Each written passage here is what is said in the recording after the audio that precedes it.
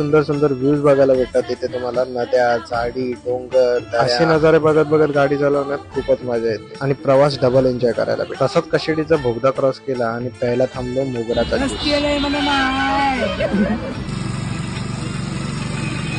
Juice पियाचा break घेऊन जीवाला थंड केलं आणि गाड्यांना सुद्धा थंड केलं. पण खरी परीक्षा आता सुरू होणार होती. संगमेश्वर आला आणि संगमेश्वर पासून रस्ते खराब व्हायला सुरुवात झाली आणि आम्ही लोकांनी घेतला देवरुख साखरपावाला टर्न. तिथे आम्हाला भेटला भरदोस पाऊस. पाऊस पडायला लागला आणि सगळं स्पॉइल झालं. कॅमेरा वगैरे झाकून घेतलं. तर म्हटलं आता काय करायचं. म्हटलं काय प्रॉब्लेम मध्ये काहीच नाही करू शकत, तिथे फक्त नाचायचं.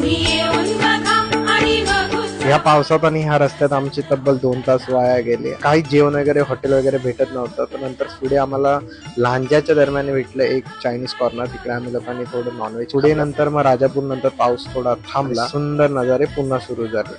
ओव्हरऑल असा 12 तासाची बाईक राईड करून फायनल